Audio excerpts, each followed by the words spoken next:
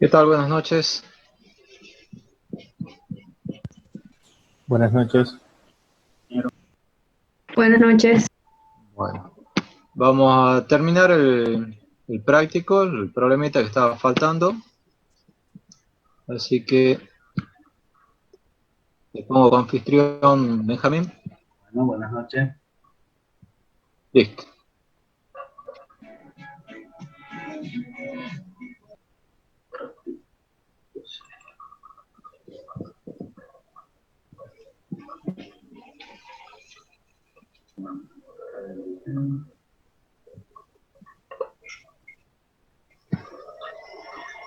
Buenas noches.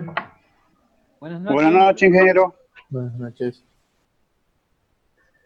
¿Se ve bien? ¿Se ve la presentación ahí? ¿Ven bien? Sí, ahí se ve bien. Bueno, hagamos un repasito así medio rápido de qué es lo que habíamos visto. No sé si les parece. Así, Ok. y de ahí terminamos con el último puntito que es el que nos estaba quedando. Acuérdense, problema 1 era el circuito este que tenemos acá, con el dimensionamiento el que corresponde al circuito, y nos pedía línea trifásica, simple circuito, 20 kilómetros, 50 Hz, conductor, nos daba el tipo de conductor, disposición equilar, el espaciamiento que tenían entre centros conductores, la carga de entrega, que es equilibrada, de 13,2, y la temperatura del conductor a 50 grados. Nos pedía el arranque de la línea, cuando el factor de carga era a 0,85 inductivo, unitario, 0,9 capacitivo, y nos pedía calcular porcentaje de regulación. Estamos para cada factor de potencia, ya sea el 0,85, último, el diagrama fasorial correspondiente a cada uno de ellos. Acá tenemos el modelo de línea corta, en el cual nosotros trabajábamos, y bueno, empezábamos a particularizar, ¿se acuerdan? Teníamos para el conductor, veíamos, depende del tipo de conductor, sacábamos datos de tabla, el valor de la resistencia, después tomábamos el valor de la reactancia inductiva, y acuérdense que teníamos los dos valores, o sea que dependía uno de las características propias y otro de la electrogeometría, con lo cual la parte de la electrogeometría teníamos que calcular la distancia equivalente, y con eso era el factor de separación que terminaba componiendo los dos valores de la reactancia inductiva, que finalmente se la sumaba. A ver si me dejo. Finalmente estábamos acá, teníamos uno de los valores, el segundo valor, y sumando las dos teníamos el total, lo dejábamos acá con transformación de unidades, finalmente en ohmio, y calculábamos Z. Z, que era la parte resistiva, más la parte real, más la parte imaginaria. La parte resistiva y la parte de la reactancia inductiva. Esto era el valor que teníamos para este modelito de línea. Con estos datos, acá están puestos ubicados la impedancia serie, que tiene la parte real con su compuesto imaginario. De ahí hacíamos el cálculo para calcular la corriente, y en base a esto calculábamos la tensión de fase. ¿Sí? Esos datos están mal. En la potencia, no, en la diapositiva que sí. En ese. La corriente es un poco menor y también la tensión cambia porque usted lo toma como coseno de 0,8 al factor de potencia. De 0,85. No, los valores... Están hechos para 0,8, me parece. Sí.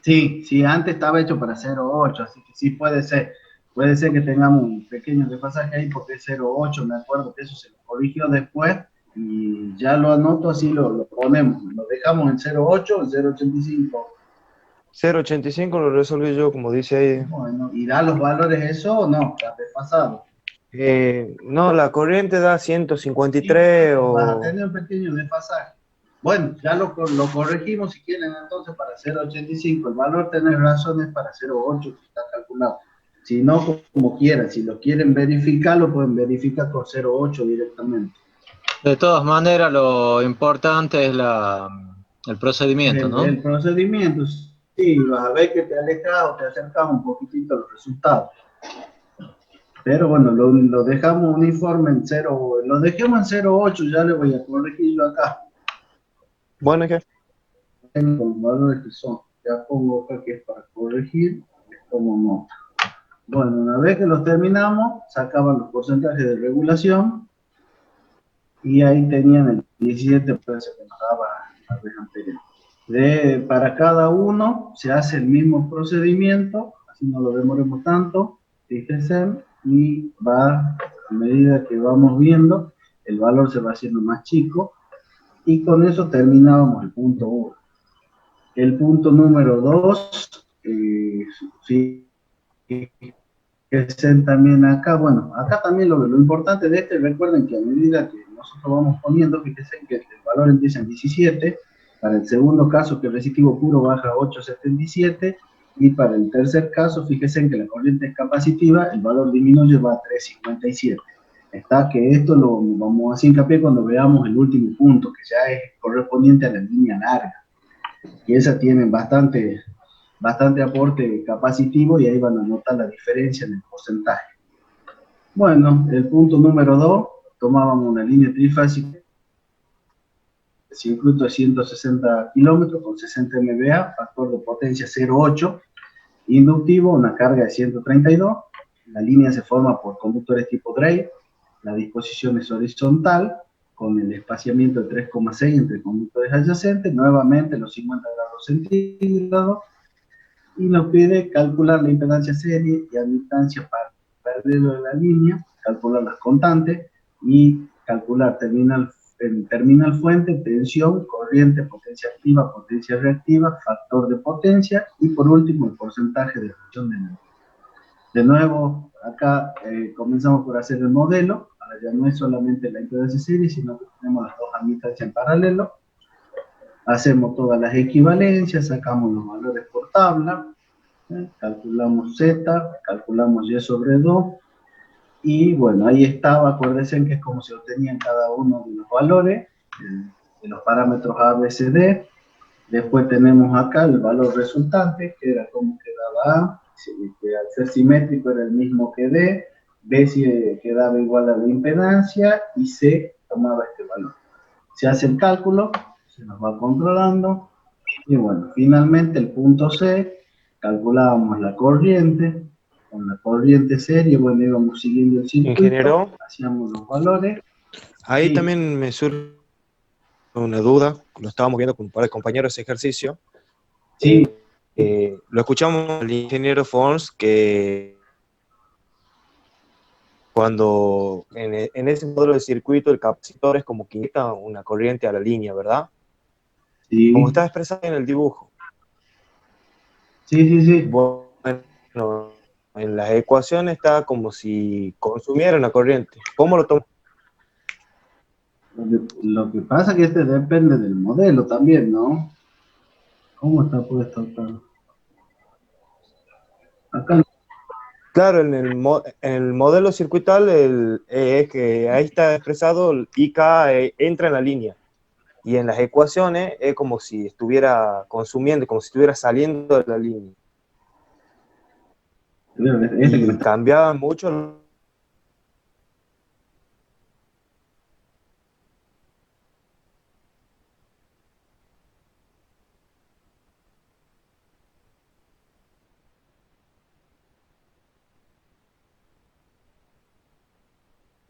No, por la suma de corriente. Los capacitores lo que hacen es inyectar corriente a la línea, ¿sí? Ahora, lo que habría que ver es cuál es la convención que pones en la dirección de la corriente en la ecuación y el signo con que te sale en el cálculo. Claro. Porque si vos pones que la corriente está, digamos, subiendo, para ver lo que está en el gráfico, sí está inyectando. Exacto. ¿Sí? Sí. Bueno, lo pasamos, ya lo reviso bien, después preguntan en el grupo particularmente sobre eso y lo reviso bien. Así que lo sigamos, así lo terminemos el programa 4. Un repaso nomás. Si van surgiendo dudas, también me vas avisando y lo vamos viendo así, lo reviso. Sería el punto C, la parte de la corriente, me dijiste. Sí, sí. Así. Perfecto.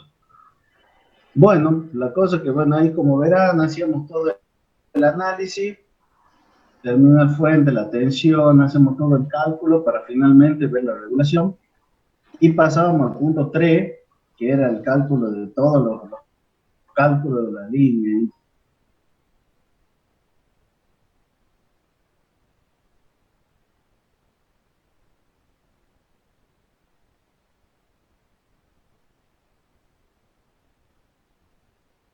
Se decía que se tomaban las conclusiones de cada una. Y bueno, el punto 3 nos pedía que qué decíamos con respecto a los parámetros de una línea con pérdidas comparado con los parámetros de una línea sin pérdidas y qué diferencia se observaba para las dos líneas. Todo ese estudio es que lo fuimos haciendo paso a paso. No sé si estaba la parte complicada que era acordarse en las raíces, los números agregaban los valores. Después hicimos todo el cálculo en el otro punto, hicimos el cálculo de la parte exponencial. Esto era simplemente ir guiándonos con los valores que tenemos. La constante, la velocidad de propagación, la potencia máxima. Con eso llegamos hasta la tablita. Ahí estaba la tablita. De lo que el ingeniero nos comentaba también ahí en la tablita era el tema de los valores de Z. Que un valor de Z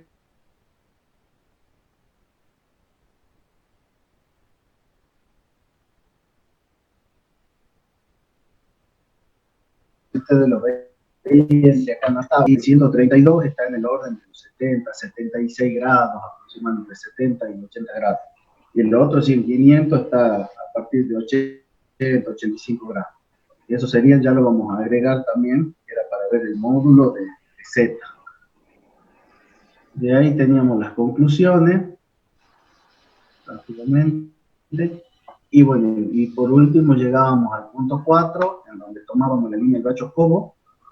Ahí están los datos de la línea, y bueno, probábamos con línea corta, teníamos los parámetros, sacábamos después, usábamos la representación binominal, volvíamos a hacer los parámetros, teníamos los parámetros, por último después teníamos la determinación de parámetros en cuanto a la línea larga, y en cuanto al valor del circuito pi equivalente.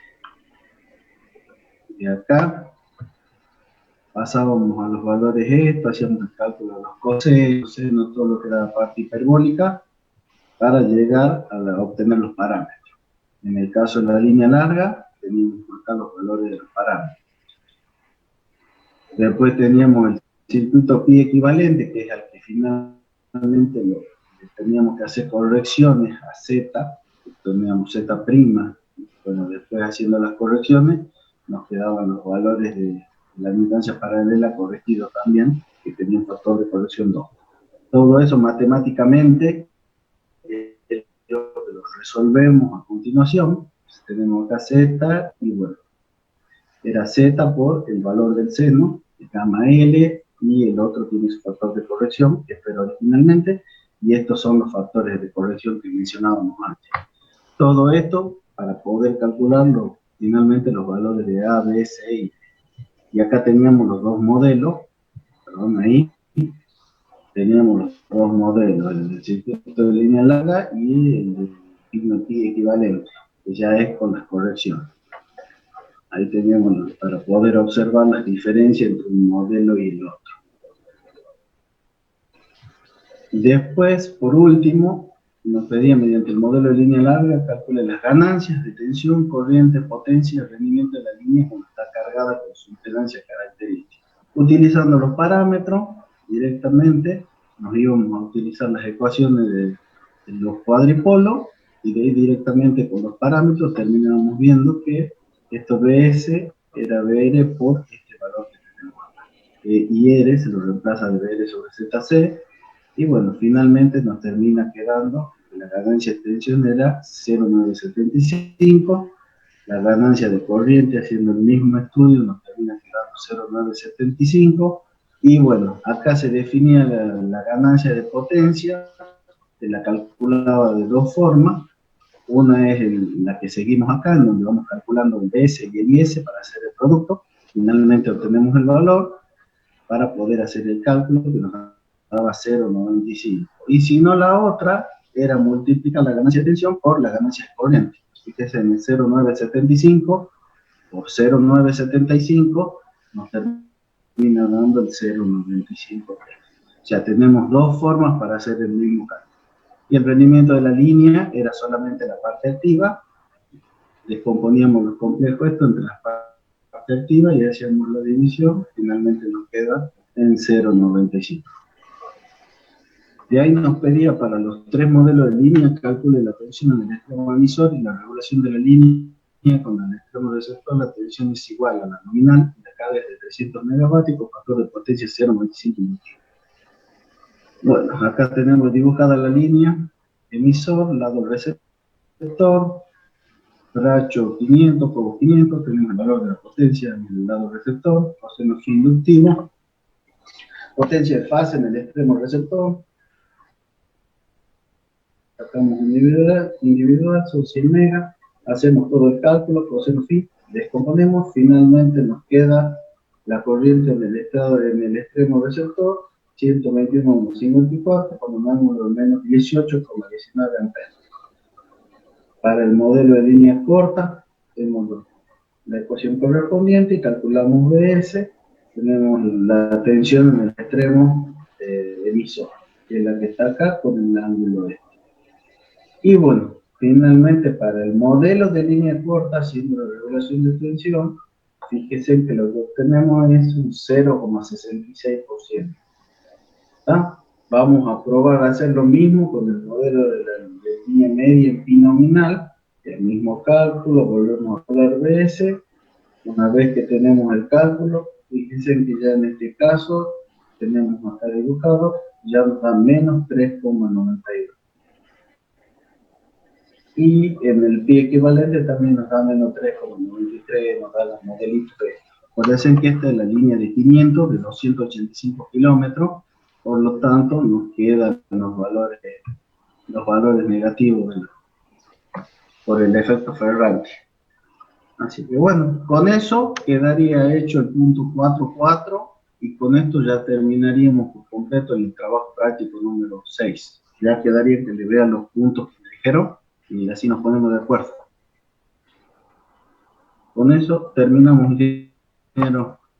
Muy bien.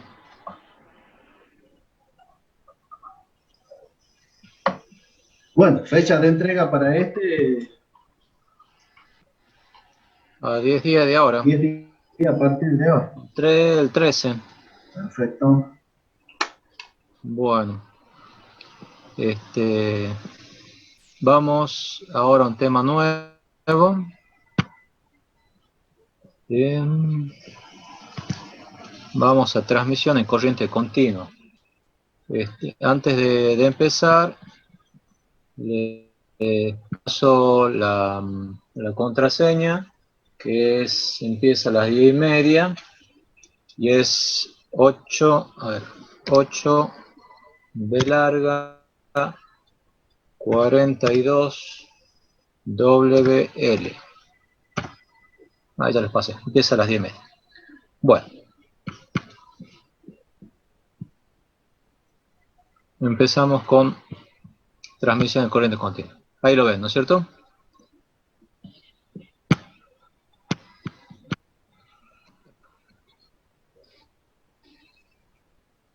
Bueno, cuando tenemos que hablar de corriente continua, lo primero que tenemos que decir es que la historia de la electricidad comenzó con la corriente continua a través de la creación o el descubrimiento de la pila que hizo Alejandro Volta. ¿Sí?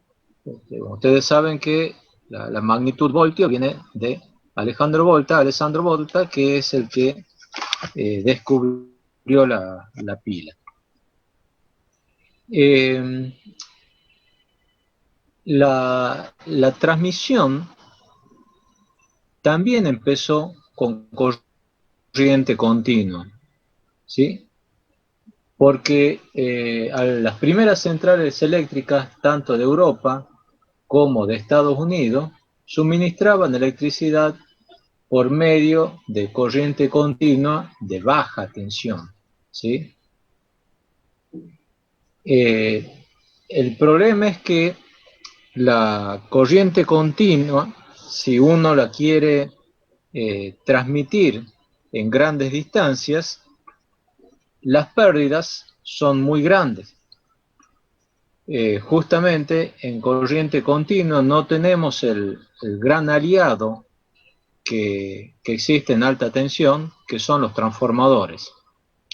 Nosotros hemos visto en uno de los últimos temas la máxima potencia que se puede transmitir por una línea o límite teórico de estabilidad.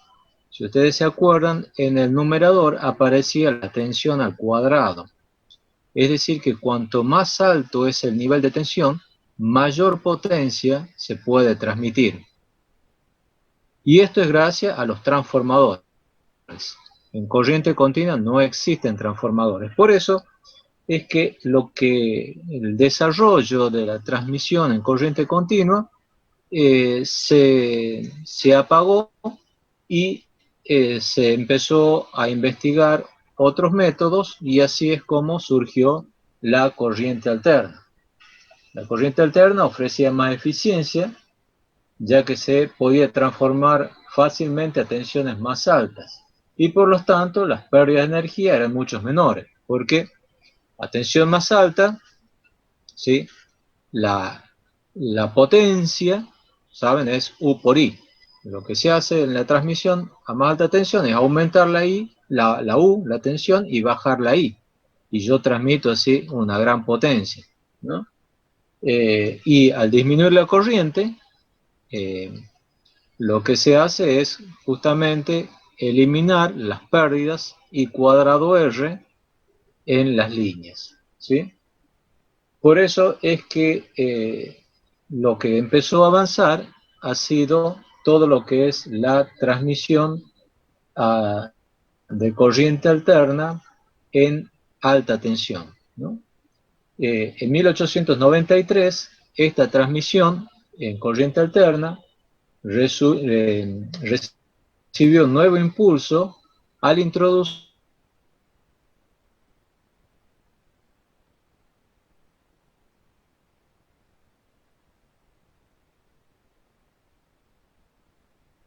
que la transmisión en corriente alterna se fue expandiendo. Aparecieron algunas necesidades que era cómo interconectar regiones a través de conexiones submarinas o subterráneas de gran longitud. ¿Cuál es el problema de una transmisión subterránea o submarina de gran longitud? Pregunta para ustedes. Que no puede ser de gran longitud. Sí, no pueden ser de gran longitud, pero ¿por qué? Por el costo. Fallas. Por el efecto. No. ¿Qué pasa con la capacitancia? Aumenta las tensiones. Aumentan las tensiones. ¿Por qué aumentan las tensiones? ¿Qué es lo que hace la capacidad?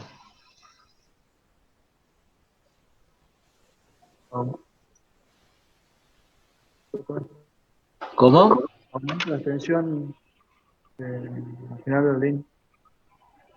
¿Pero por qué? Lo que hace la capacidad es lo que hemos visto en otros modelos de la línea.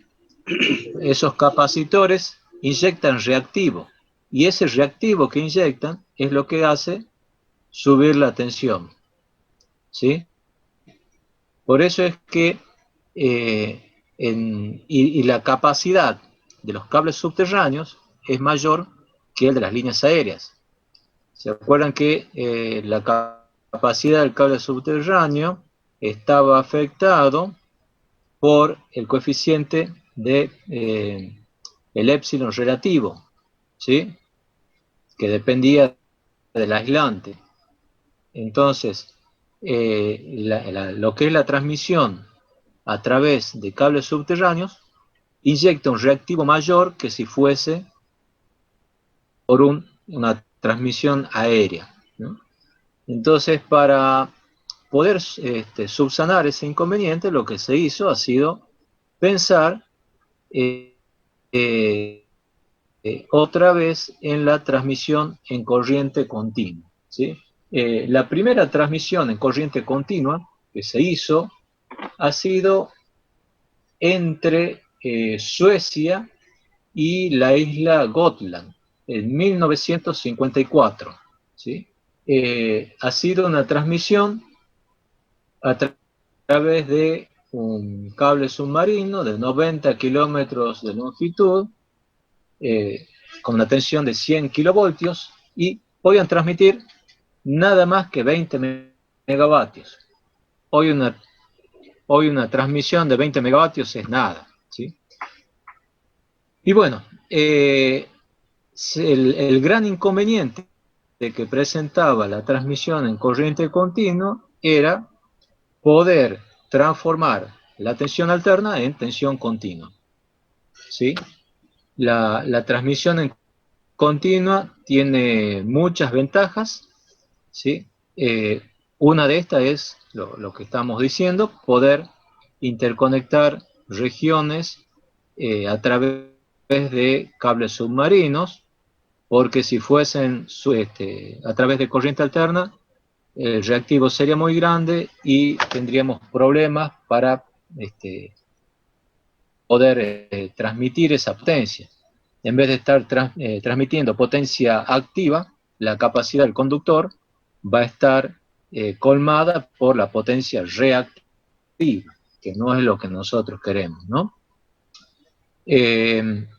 Otra de las ventajas de la transmisión de corriente continua es lo que aparece aquí en el dibujito ese que está ahí al lado de Volta, y es un ejemplo que tenemos en la Argentina, que es la transformación de corriente alterna, en este caso de 50 Hz en la Argentina, a 60 Hz en Brasil, ¿sí? Eso se lo hace a través de una convertidora back-to-back, se llama, o sea, están espalda a espalda, donde es una transmisión de corriente continua, pero con longitud de línea cero entre ambas estaciones convertidoras. Entonces, lo que se hace es transformar corriente alterna de 50 Hz a continua, y después continua a alterna otra vez de 60 Hz, ¿sí?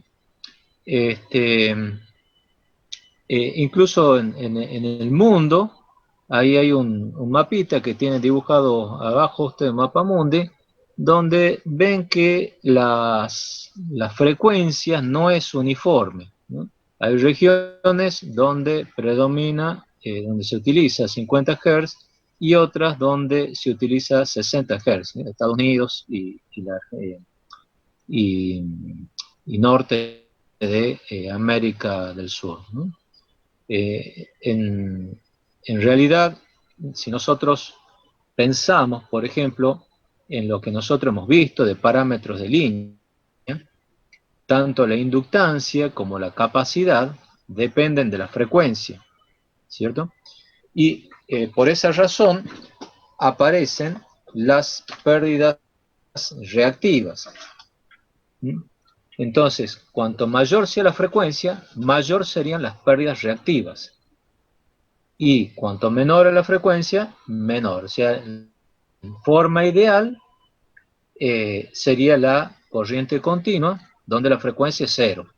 Ahí no tengo ningún efecto reactivo debido a la frecuencia. ¿Estamos? ¿Alguna pregunta de esto?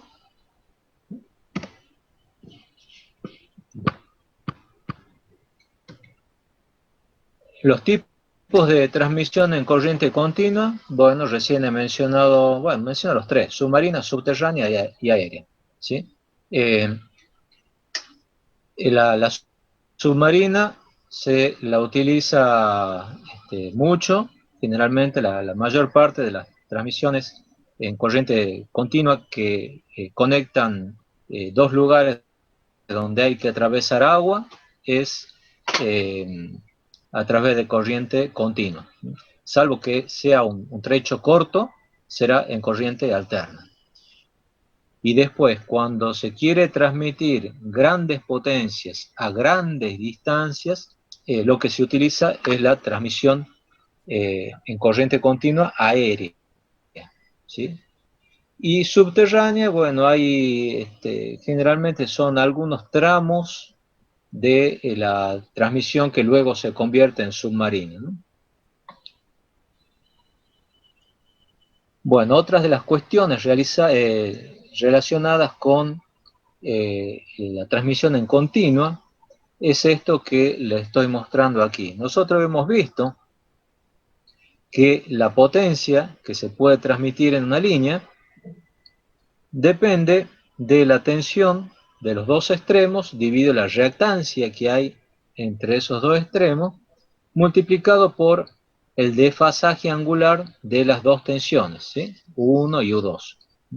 Y hemos dicho que ese ángulo no tiene que ser mayor de 30 grados para mantener la estabilidad transitoria. Por lo tanto, cuanto mayor es la distancia, ese X va a ser mayor y la potencia va a ser menor, ¿sí? Es decir, que lo que es la transmisión en corriente alterna tiene sus limitaciones debido a esa reactancia. En cambio, si nosotros hiciéramos la transmisión en corriente continua, como aparece ahí abajo, ¿sí? La potencia no depende del parámetro de la línea. Ya no hay reactancia. Las únicas pérdidas que vamos a tener van a ser las pérdidas en la resistencia, el I cuadrado por R en la resistencia, ¿sí? Entonces, el flujo de potencia en corriente continua va a ser mucho más flexible o permite mayor transferencia de potencia para grandes distancias, ¿no? Entremos un poco en los distintos tipos o sistemas de transmisión en corriente continua. Lo primero que ustedes ven ahí sería el circuito equivalente, simplificado, de una transmisión en corriente continua. ¿Qué es lo que tenemos? Aquí a la izquierda, la fuente de tensión de corriente continua y la resistencia propia de la fuente. Después tendrá, y ahí a continuación estaría la tensión en bornes de la conversora, ¿sí? SU de 1. Después está la resistencia de la línea, o cable subterráneo, lo que fuere, y finalmente la otra fuente de tensión, o la otra convertidora, donde también está la fuente de tensión con la resistencia interna, ¿sí? Y me da la caída de tensión, la tensión en bornes de la otra convertidora. El primer circuito que podemos analizar es el circuito monopolar con retorno por tierra. ¿De qué se trata? Bueno, tengo dos convertidoras, ¿sí? Una y dos, unidas a través de un vínculo, ¿sí? Aéreo, subterráneo, como ustedes quieran, y en cada convertidora la conexión de retorno se hace a través de un electrodo de tierra y la corriente vuelve por tierra, ¿sí? Vuelve por tierra hasta la otra convertidora, ¿no? ¿Qué cuestiones trae aparejado esto?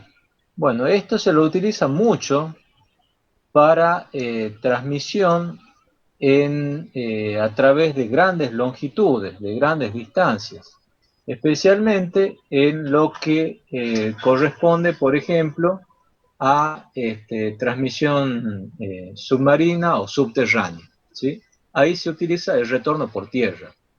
Pero en algunos casos existen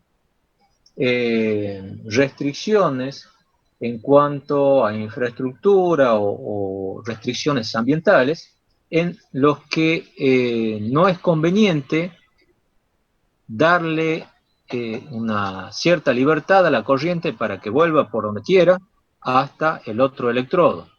Entonces lo que se hace es este circuito que está abajo y estirar un retorno metálico que une las dos convertidoras. Entonces lo estoy obligando a la corriente volver por un determinado camino, ¿sí? Si hay por ahí, qué sé yo, tuberías metálicas, cañerías, esas corrientes que van por tierra pueden crear alguna corriente parásita que aumente la corrosión de esas cañerías, ¿no? Por eso es que se utiliza un retorno por tierra.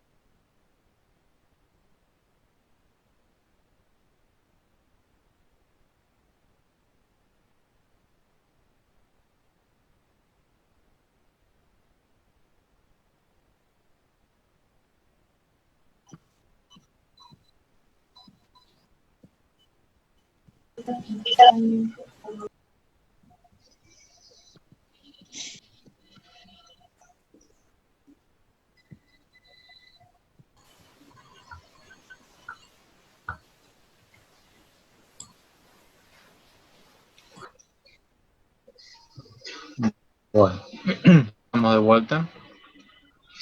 Entonces les estaba diciendo yo que cuando hay restricciones ambientales o de infraestructura, lo que se hace es utilizar el retorno mediante un vínculo físico, no sobre la Tierra directamente. El otro sistema de transmisión es lo que yo les había dicho hace un rato, el sistema back-to-back, donde también tenemos las dos conversoras, ¿sí?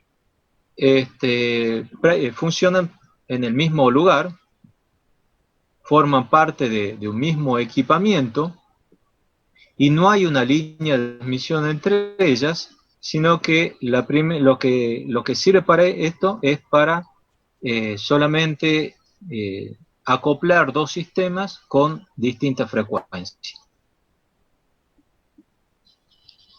Esto también serviría para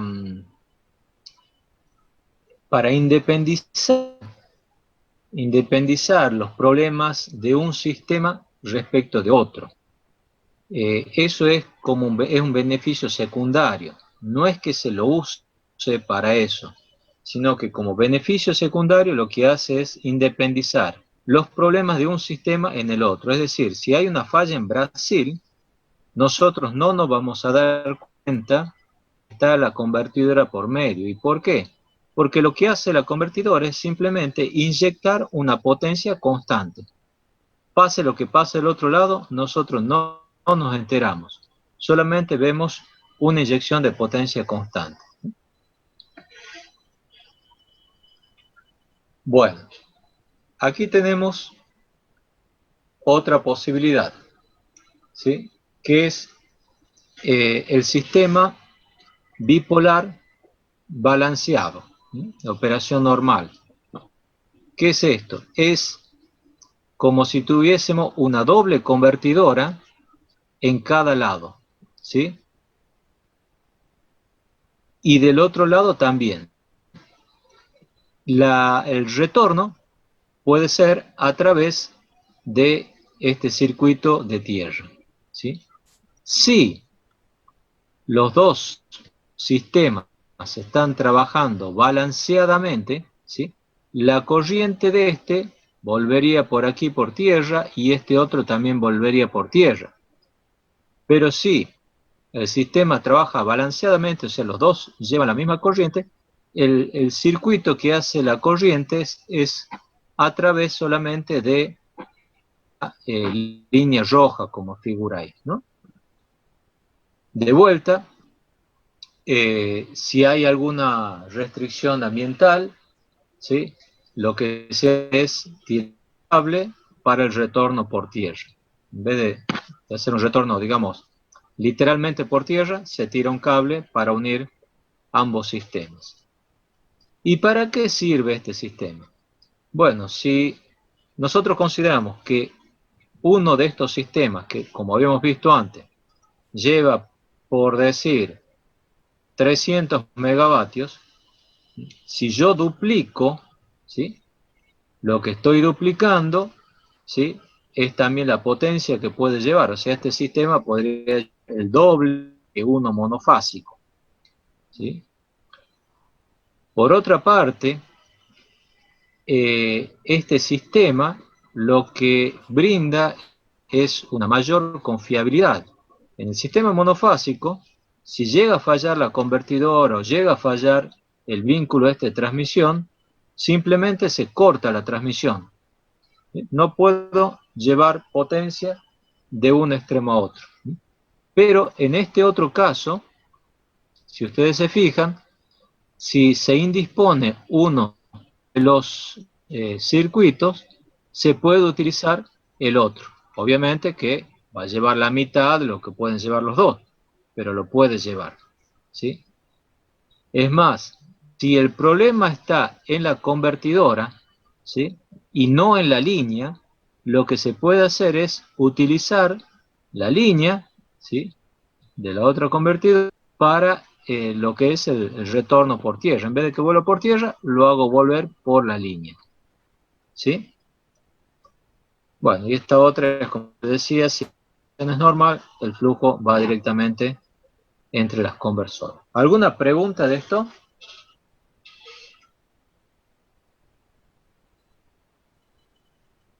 Ingeniero, Sí. en el anteúltimo esquema donde vuelve por la línea, Sí. ¿Este? sí, seguiría, al estar fuera una parte de la convertidora, seguiría transmitiendo la mitad nada más, a pesar de que Sí. retorne por la línea. Sí, porque la potencia que disponible la está dando la convertidora. Sí. Bien, bien. Vendría a ser con el equivalente con el generador, ¿eh? Bueno. Bien, gracias, ingeniero. Ahora vamos a comentar un poco el esquema típico de una convertidora y después vamos a hablar específicamente de cada uno de los elementos, ¿sí? Este dibujito que está aquí es la convertidora en sí, ¿sí?, que lo que hace es transformar la corriente alterna en continua. Desde aquí para la izquierda es corriente alterna y de aquí para la derecha es corriente continua. Eso es simplemente un rectificador, ¿sí? Un rectificador como los que ustedes han visto en electrónica y que ya vamos a hacer un pequeño repaso en unos pocos minutos. Antes de la convertidora en sí, lo que se tiene son los transformadores, ¿sí?, que transforman la tensión de la transmisión a la tensión que pueden manejar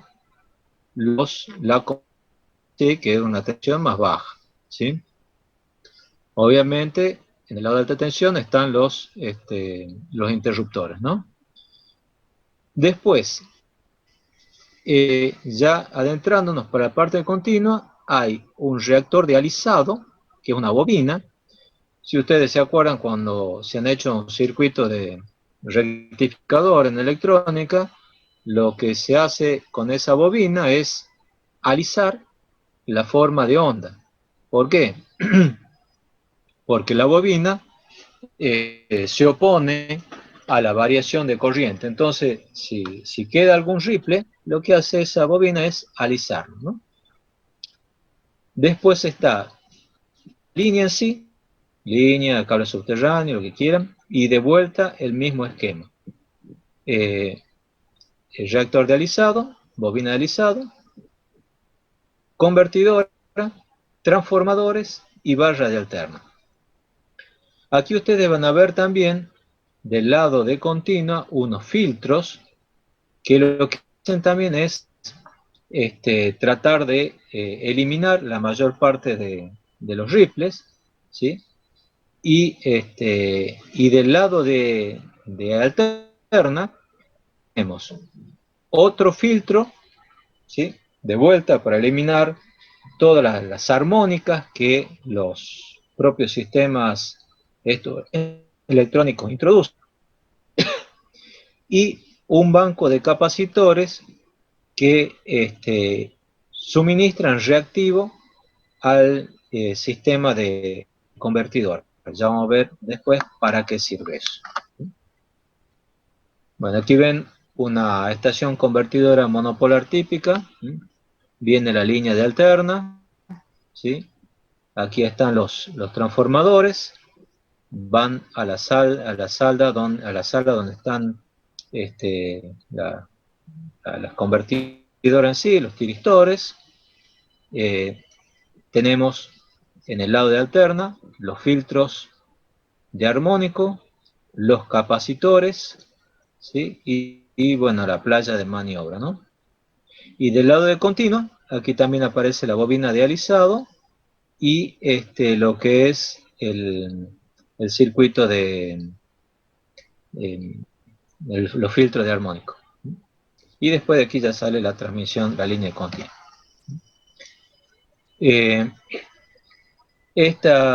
Aquí está también el ejemplo, una fotito de la primera transmisión de corriente continua, ¿sí?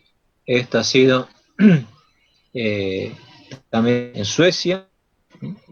El que mayor ha desarrollado todo este sistema de continuo, ha investigado, ha sido ABB, ¿sí? En Suecia, ¿no?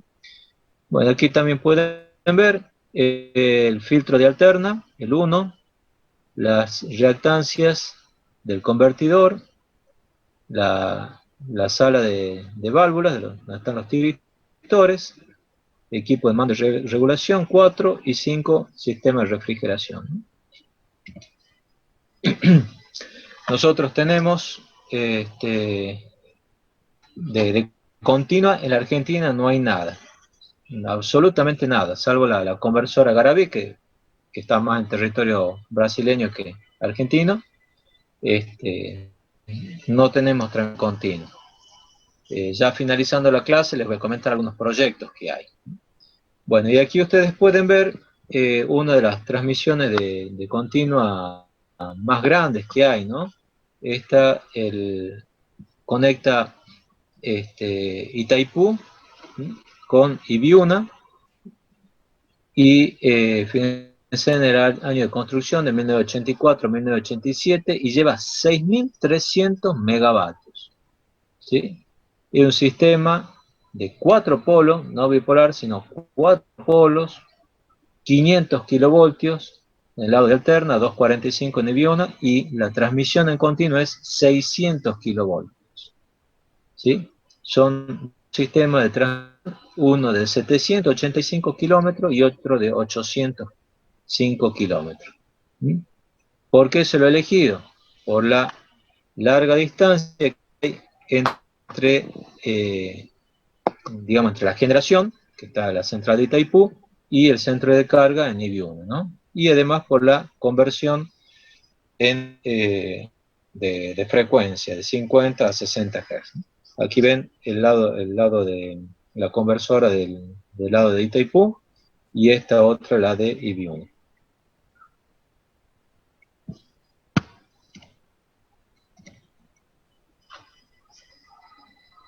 Ya les voy a pasar después un videito sobre esto. Bueno, aquí de vuelta el esquema, ¿no? El esquema, esto ya lo hemos visto. Y empecemos a hablar un poco de los distintos componentes. El componente básico de un rectificador ¿sí? El rectificador, si ustedes han hecho el rectificador de media onda, es el diodo. Pero si nosotros queremos poder modificar el nivel de tensión, tenemos que trabajar con el tiristor, ¿sí? El tiristor ha sido el primer elemento básico, que es el que está dibujado, no dibujado, sino foto aquí a la derecha. Pero después esto ha ido evolucionando y apareció el GTO, el IGBT, el IGST, que más que un tiristor, son en sí mismos ya circuitos integrados, ¿sí? Cada uno de esos ya es un circuito integrado, que lo que buscan es poder transmitir mayor corriente, poder trabajar con mayor corriente y poder también tener velocidades de conmutación más rápidas, ¿no? Aquí ven, esto ya más los últimos, este creo que es un IGBT, y aquí se ven las fotos de los últimos convertidores ya más modernos, ¿no? Fíjense lo que son los viejos respecto a los modernos. Los transformadores. Yo les voy a mostrar los transformadores de alterna a continua y del otro lado de, perdón, no transformador alterno a continua, sino los transformadores desde la red de transmisión para bajar a la tensión de operación de los tiristores, ¿sí? Que son estos que están dibujados acá. Esos transformadores no son transformadores cualquiera. ¿Por qué? Porque tienen que trabajar con un alto contenido de armónicos, ¿sí? Y el contenido de armónicos, si ustedes se acuerdan lo que habíamos visto en materiales, en tecnología de ensayo en materiales, si las pérdidas, tanto por corriente parásita como por corriente Foucault, dependen de la frecuencia a cierto exponente. Entonces, cuanto mayor sea la frecuencia del armónico, ¿sí?, más calentamiento va a haber en el transformador. Entonces, estos transformadores tienen son más robustos para poder trabajar con mayores armónicos, mayor contenido de armónico, ¿sí? También aparece una premagnetización en continuo del núcleo por el hecho de estar el convertidor del otro lado, ¿no? Y hay solicitaciones de carga tanto del lado de continua como de alterna, ¿sí? Tienen que poder responder de ambos lados. Aquí arriba ustedes ven un transformador monofásico de 3 arrollamientos de 354 MVA, la fotito esta de aquí arriba, y este abajo también monofásico de 2 arrollamientos de 284 MVA. Bueno, si ustedes prestan atención, el conexionado de los transformadores no es el mismo. Fíjense que el primero es estrella, triángulo, el otro es triángulo, estrella, estrella. ¿Por qué es esto? Bueno, prestando atención y se van a enterar. Bueno, esquemáticamente, aquí también está, lo que yo les había dicho hace un rato, el tema de los filtros. Se utilizan tanto filtros en alterna como filtros del lado de continuo, ¿eh? Filtros de alterna como filtros de continuo. Los filtros de alterna es para eliminar los armónicos, y los filtros de continua para eliminar también los ripples que pudiera haber y evitar alguna resonancia que se pueda dar. Después están los reactores de alisado, ¿sí? El reactor de alisado limita la pendiente de crecimiento de la corriente, o sea, la achata más al ripple, y previene resonancias. En cuanto a las líneas aéreas, aquí ustedes ven el ejemplo de una línea aérea alterna, donde tenemos las 3 fases, y al ser trifásica, debido al espaciamiento de los conductores, se requiere un ancho de servidumbre grande en comparación con lo que sería el ancho de servidumbre de una línea continua. ¿Sí? Además, por una línea de transmisión en alterna tenemos que transmitir 3 fases. ¿Sí? En cambio, en continua transmitimos 2. Entonces también hay un ahorro, ¿sí? Un ahorro en franja de servidumbre y un ahorro en todo lo que tiene que ver con la torre y aisladores, morcetería, todas esas cuestiones también se ven reducidas por ser dos hilos nada más lo que llevan. Si ustedes ven aquí, esquemáticamente, una transmisión en alterna, ¿sí? Reducida, lo que es ancho de servidumbre, si se hace una transmisión en continuo. ¿Sí? ¿Se entiende? Bien. Los cables subterráneos, también, en particular los submarinos, también son especiales, ¿sí? Porque tienen una doble protección para evitar cualquier problema en su entrenamiento bajo el agua, ¿no? Aquí ustedes ven cómo se había tendido el primer cable subterráneo, que yo les había dicho, entre Gotland y Suecia. Ahora los cables submarinos, el aislante generalmente es polietileno reticulado. Bueno, veamos un poquito el tema de la rectificación, de onda. Para eso les voy a compartir unos videos que tengo.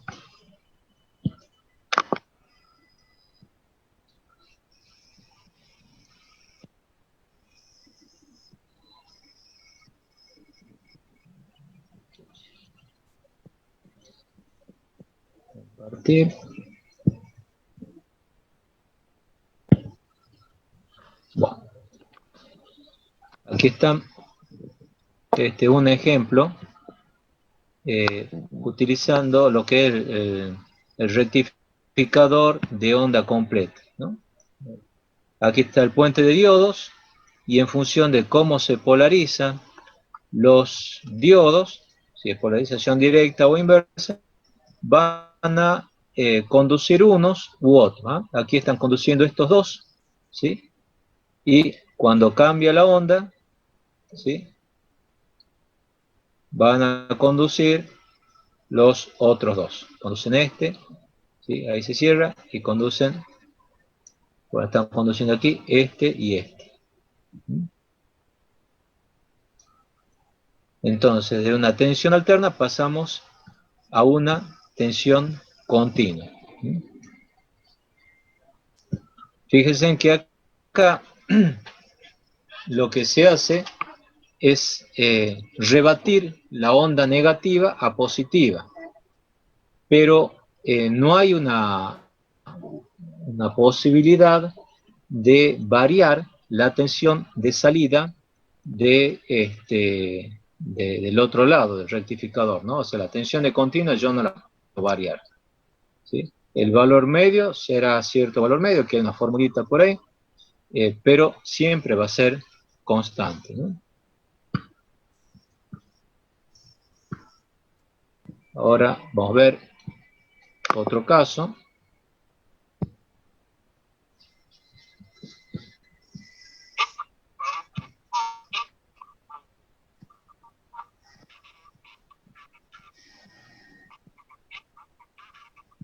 Joined in parallel. Bueno, aquí estamos viendo. This section shows how we convert three-phase AC into DC by running it through a 6-pulse rectifier.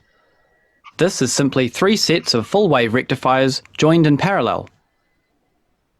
We have used different colors for each wave. Think of them as red phase, blue phase, and yellow phase. En distintos colores. You can see this diagram now shows the 3 sets of full-wave rectifiers joined in parallel. We will now run through each pulse in turn. The first pulse conducts the positive side of red phase. Ahí aparece la conducción de la onda roja. The second pulse conducts the negative side. El segundo pulso es la conducción de la parte negativa, ¿sí?, de la onda azul. Y se forma esa otra tensión. Of blue phase. The third pulse conducts the positive side of yellow phase. Bueno, vuelve a la parte positiva de la onda amarilla y conduce el diodo 3. The fourth pulse conducts the negative side of red Luego el phase. 4, The fifth pulse conducts the positive side of blue phase. And the sixth pulse conducts the negative side of yellow phase. This shows the pulses all coming together in sync. It also shows the firing sequence of the valves. Note how in this animation we have introduced the firing angle. Bueno, entonces aquí vemos cómo cada uno de los dispositivos va conduciendo en cada pulso. Ahora este video también va a mostrar qué es lo que sucede cuando uno de estos diodos deja de conducir y empieza a conducir el otro. Hay un tiempo que demora en apagarse el diodo que estaba y se solapa con el diodo que empieza a conducir, ¿sí? Ese momento es como si fuese que se produce un cortocircuito porque, entre dos fases, porque están conduciendo dos diodos de distintas fases. Y esa corriente cortocircuito es una corriente, como toda la mayoría de las corrientes cortocircuito que ustedes conocen, inductiva, porque los circuitos en general son circuitos RL, las líneas va a predominar la inductancia. Entonces, ese consumo, esa corriente grande de cortocircuito, es lo que el sistema, la conversora, necesita consumir para poder realizar o subsanar el problema ese que hay de solapamiento entre dos tensiones, ese cortocircuito que hay entre dos tensiones. Y esa corriente reactiva va a ser proporcionada por los capacitores, esos que yo les he mostrado que estaban del lado de alterna. ¿Se entiende? Sí, ¿Lo puedo volver a explicar? que no me equivoco. Usted dice, los capacitores son lo que van aparte de acumular, en este caso la energía, son lo que, digamos, van a suplir esa suerte de cortocircuito. Exacto, exacto. Cuando hay un solapamiento de conducción de dos diodos, hay una corriente elevada que es como si fuese un cortocircuito. ¿Sí? Bien, sí. Como esa corriente es reactiva, tiene que venir de algún lado. Entonces, bien, para no meter perturbaciones a la red de alterna, en vez de sacar el reactivo de la red de alterna, lo que hago es poner ese banco de capacitores del lado de alterna, ¿sí?, para que alimente ese cortocircuito y no le pida reactivo al resto de la red. ¿Entiende? Bien. Ese pequeño intervalo de conducción que se prolonga en una fase es a causa del mismo devanado. El cortocircuito que se produce es lo que van a ver aquí, que aparece como cortado, como que se ve comida la onda, es porque el tiempo de apagado de un diodo o de un tiristor, ¿sí?, se solapa con el tiempo de encendido otro. Sí. Cuando uno de los diodos ya empieza a conducir, el otro sigue conduciendo todavía, se está apagando. Bien. Entonces hay una unión, un cortocircuito entre dos fases. Perfecto. Que eso lo va a mostrar el video ahora en lo que sigue.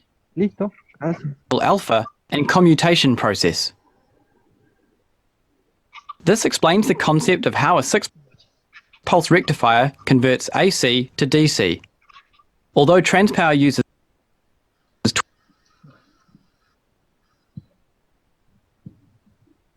Fíjense en cómo cuando está conduciendo uno y deja de conducir and the 6th pulse conducts the negative side.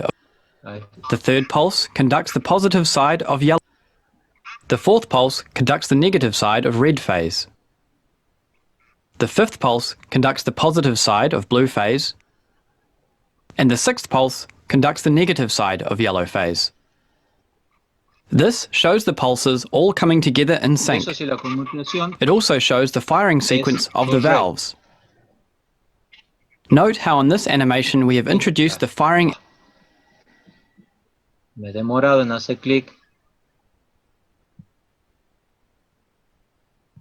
Para Ahí que me vean, puede disminuir vean el... arriba. How in this animation we have introduced the firing. ¿Han visto ahí arriba cómo se iluminaban los dos caminos, cierto?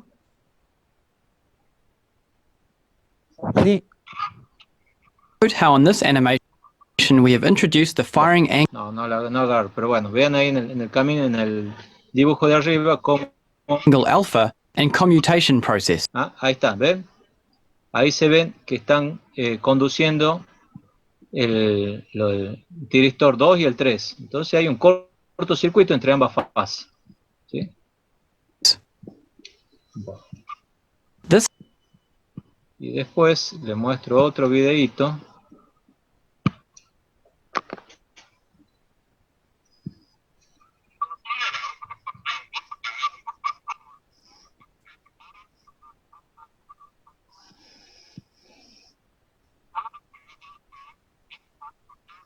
joined in parallel. Bueno, este es Similar way to the six-wave rectifier. Este es el caso al revés. Es la conversión, recién hemos visto conversión de alterna a continua y aquí vamos a ver la conversión de continuo a alterna. ¿Sí? El anterior sería lo que llamamos rectificador, este es el que llamamos un inverter, ¿no? Bueno, ahí les paso el video.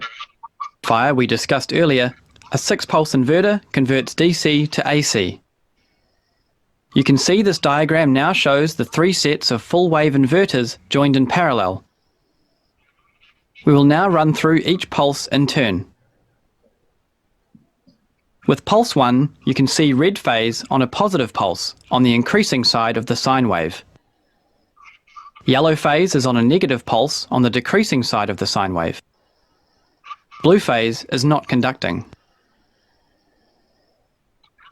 With pulse 2, you can see blue phase on a negative pulse on the increasing side of the sine wave.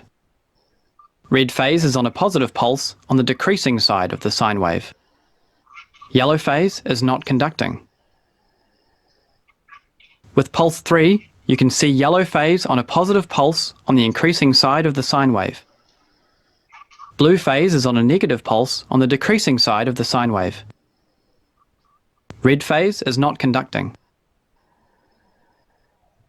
With pulse 4, you can see yellow phase on a positive pulse on the decreasing side of the sine wave. Red phase is on a negative pulse on the increasing side of the sine wave. Blue phase is not conducting. With pulse 5, you can see red phase on a negative pulse on the decreasing side of the sine wave. Blue phase is on a positive pulse on the increasing side of the sine wave. Yellow phase is not conducting. Se va armando la onda And finally, with trifásica pulse 6, you can see blue phase on a positive pulse on the decreasing side of the sine wave. En Yellow este phase is caso, on the ustedes negative pulse ven on the que increasing side of si the bien sine sigue wave, una forma and red senoidal, phase is not tiene conducting. muchos escalones.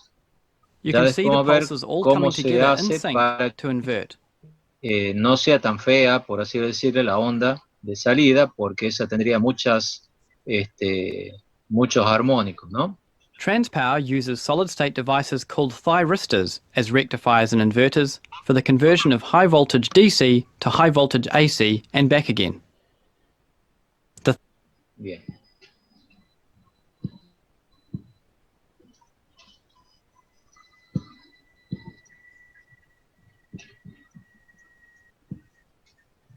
Bueno, esto que está aquí arriba, lo que habíamos visto recién, ¿sí? Lo que resulta luego de la conversión es una onda como la que figura aquí arriba, que si bien es continua, ¿sí? Pues no pasa de alterna de positivo a negativo, ¿sí? Una onda alterna pero continua, no pasa de positivo a negativo, mejor dicho, una onda variable pero continua, pero el problema es que no es perfectamente continua, ¿no? Fíjense, en aquí abajo es lo que yo les decía, que hay un pequeño ángulo, que es ese ángulo de solapamiento, que al producirse ese como cortocircuito, hay un recorte, ¿no? El ángulo, perdón, este que está dibujado, el ángulo alfa, el ángulo de disparo. Ese ángulo de disparo que produce el recortamiento de la onda, de manera de poder ir modulando el valor de la forma de tensión, como está en esta animación de aquí de la derecha.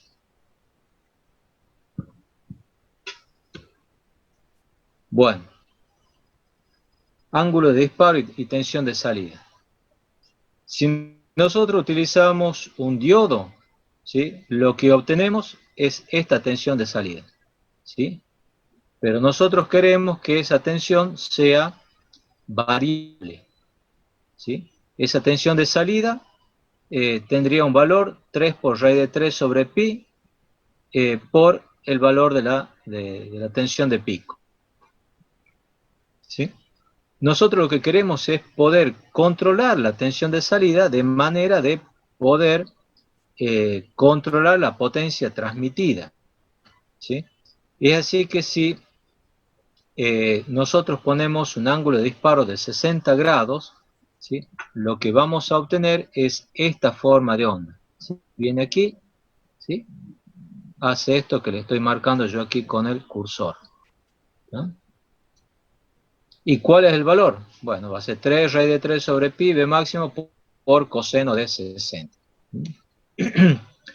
Ahora, si yo pongo un ángulo 90 grados, ¿cuánto vale el coseno de 90? ¿Cuánto vale el coseno de 90? Cero. Cero.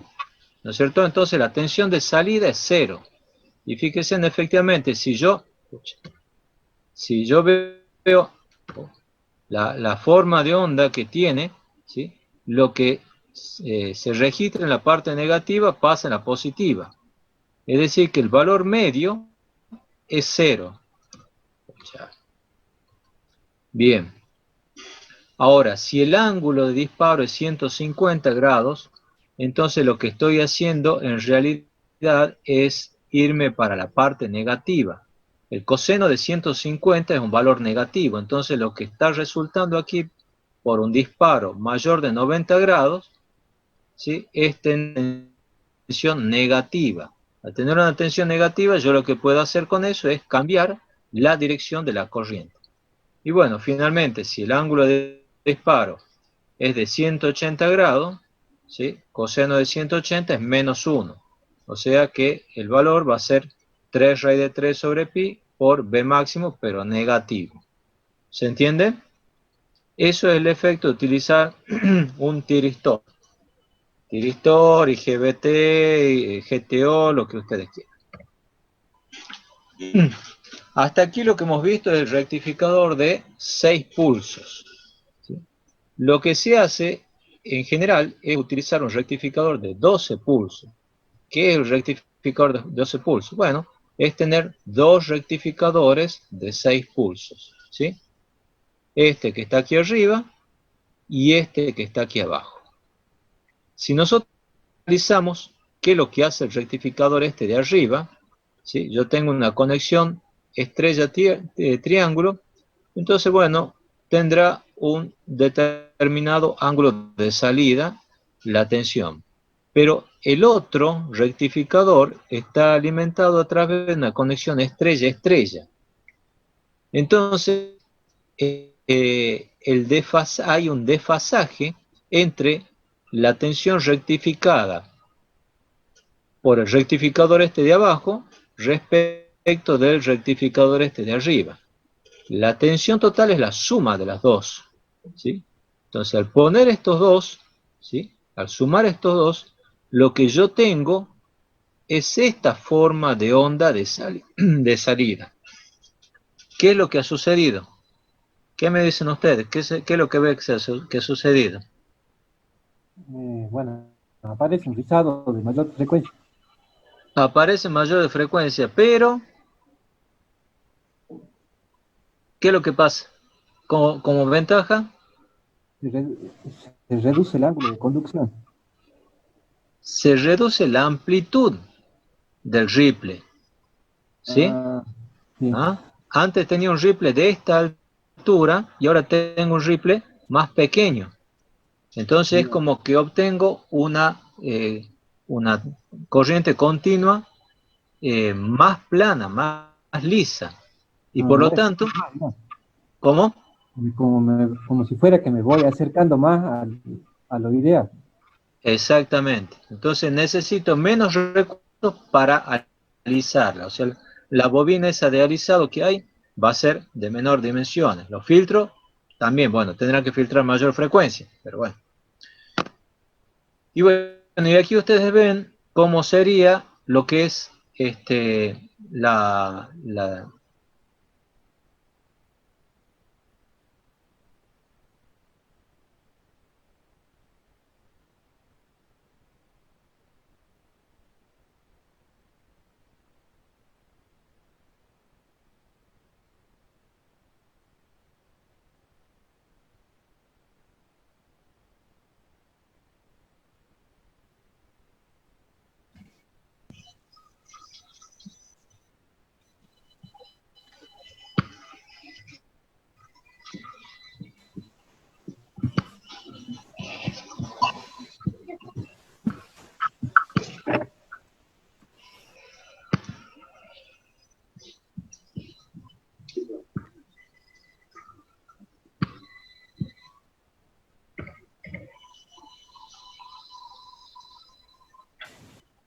Bueno, aquí ven también de vuelta cómo si yo sumo las ondas, ya las rectificadas, ¿no es cierto? O sea, cuando ya funciona como conversor,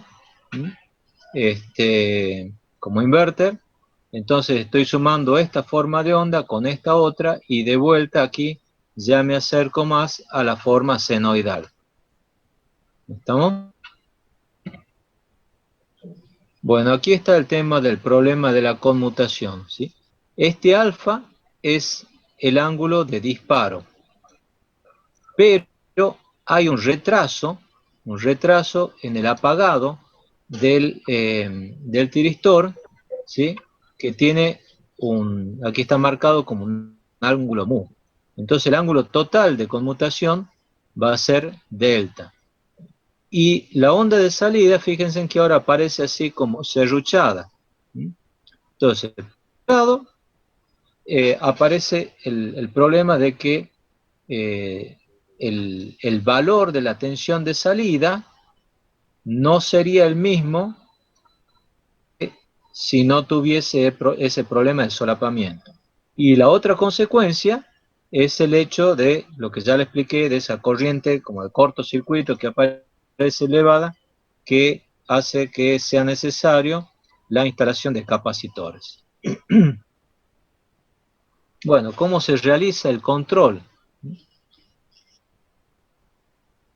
Una tensión, la red alterna de un lado, el rectificador, la línea de continua, el inverter y la red alterna del otro lado.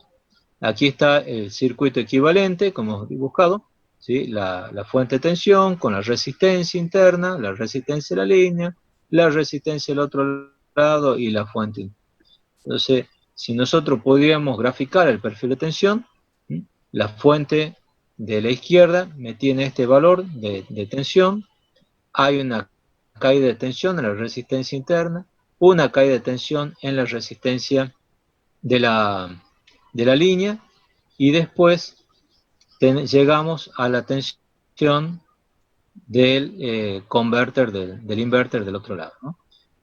¿Dónde se trabaja? ¿Dónde se trabaja? ¿Cuál es el punto de operación? Bueno, aquí en rojo está la característica de operación del inversor, ¿sí? Con un ángulo de extinción constante. Y el rectificador, ¿sí? El rectificador lo que hace es mantener la corriente constante. Entonces, este punto donde se intersectan las dos líneas, es ahí donde se opera el sistema, ¿no es cierto? Si yo multiplico la tensión esta, ¿sí? Por la corriente esta, me da la potencia que estoy emitiendo. Bueno, unas cuantas formulitas ahí a la izquierda para que lo quiera analizar. Este tema que quiera profundizar, están los apuntes que yo he dejado en campus virtual, y está también el libro, el Prabha Kundur, Power System Stability, donde también pueden sacar más información.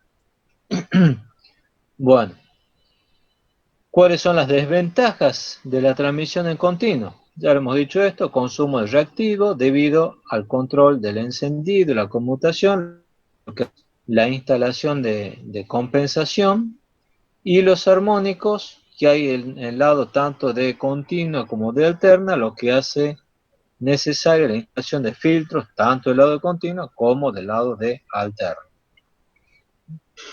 ¿Alguna pregunta hasta acá?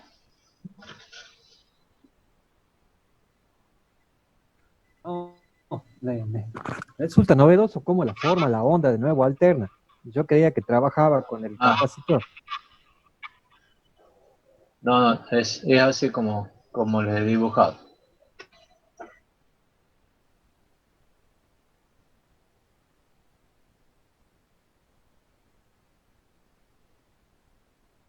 Veamos.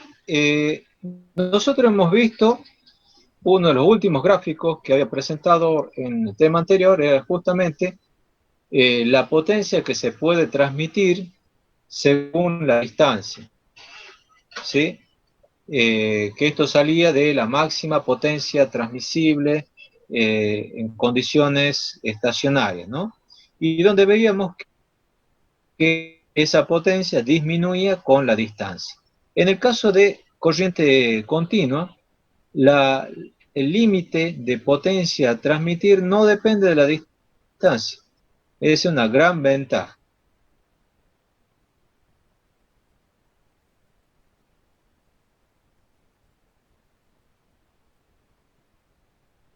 Aquí a la derecha.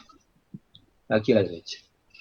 Lo que está en rojo, en azul, son los costos para instalar una línea de alterna, ¿sí? Este punto, a ver, vamos a garabatear un poco acá. Este punto de aquí, ¿sí? Ese punto serían los costos que tenemos en los extremos de la línea, ¿sí? Los costos que están en los extremos serían los costos de la estación transformadora, ¿cierto? Que en general no son tan altos comparados con el costo que tendríamos fijo de una conversora, ¿sí? Estos son los costos fijos que tenemos extremo de la estación de alterna y los costos fijos de la convertidora. Como les he dicho anteriormente, todos los equipos asociados a la convertidora piensen que esos tiristores tienen que trabajar con unas corrientes muy elevadas, tienen que ser rápidos, entonces tienen costos elevados. Los transformadores, hemos dicho que también son especiales, se tienen que agregar los filtros, los capacitores, entonces los costos de una estación convertidora en alterna es elevado en comparación con la continua, ¿sí? Tengo esta línea en azul finita que va creciendo en función de la distancia. Y son los costos de la línea de transmisión, ¿sí? ¿Por qué va creciendo? Bueno, Si yo hago 1 kilómetro, bueno, tendré 3 torres. Si yo hago 2 kilómetros, serán 6 torres, más el cable que se duplica. Entonces, estos son los costos asociados a la línea en conductor, torres, morcetería, aisladores, etcétera, que van a ser proporcional a la distancia. Pero lo que sucede también es que el costo total de alterna tiene que incluir esto que está acá, esa distancia que hay entre son las pérdidas, ¿sí? Vamos a poner PL. Las pérdidas que hay en la línea, ¿sí? A mayor distancia, esas pérdidas van a crecer bastante. Entonces, el costo total de una línea en alterna va a ser esto. ¿Estamos? El costo para una instalación en continua, ya hemos dicho, tenemos el costo fijo. Esta línea roja más finita van a ser los costos variables debido a la línea de continua integrada por torre, morcetería, aisladores, etc. Pregunta, ¿por qué la pendiente esta es menor, la pendiente roja es menor que la pendiente azul? Porque no hay no hay pérdida por longitud. No estamos hablando de pérdida. Esta línea, las dos líneas finitas son costos de la línea en sí. Costo de construcción de la línea. Por eso, porque la transmisión en continuo no depende de la longitud. No, a ver. Esta línea que estoy dibujando acá es el costo de construir torres. De línea. Tenemos una fase menos, una morcetería menos, por el hecho de construir en continuo. Y además, ¿qué pasa? ¿Qué también tengo menos? La franja de servidumbre. Menos conductor, menos morcetería, menos aisladores, menos franja de servidumbre, ¿sí? Entonces este es el costo exclusivo de los materiales que yo necesito para construir la línea, ¿sí? Si yo construyo 10 kilómetros tendré un valor, si yo construyo 100 kilómetros tendré 10 ese valor, pero obviamente los costos dependen de la distancia, van aumentando en función de la distancia, pero aumentan en menor medida que los que aumentan los de la línea naranja. ¿Se entiende? Y ahora sí, aquí yo les dibujo esta distancia entre la línea roja finita y la roja gruesa, son las pérdidas, pero del lado de continuo, ¿sí? Que también van creciendo en función de la distancia, menos que en alterna, porque las únicas pérdidas que tengo son pérdidas resistivas, ¿sí? No pérdidas inductivas, como en el caso de la alterna. Y fíjense, hay un lugar, un momento donde se cruzan las líneas de costo total de alterna y costo total de continuo. Ese valor anda por los 600 kilómetros. Antes de los 600 kilómetros, fíjense en que el costo total de una línea en alterna es menor que el costo total de una línea en continua, ¿sí? Después de este punto, donde se igualan, el costo total de una línea en continua menor que una línea en alterna. Entonces, ¿qué es lo que me está diciendo? Que por encima de los 600 kilómetros me conviene hacer línea en Continuo. En continua. Y por debajo, en alterno. ¿Se entiende? Sí. Bien. Inge, Sí. a ver, para ubicar, si bien es cierto, en los 3 hilos que yo tengo en el tendido de alterna, Sí. toda la energía después de los 600 kilómetros que estoy transmitiendo en alterna, me convendría transmitirla en 2 hilos en continua después de los 600 kilómetros. Sí.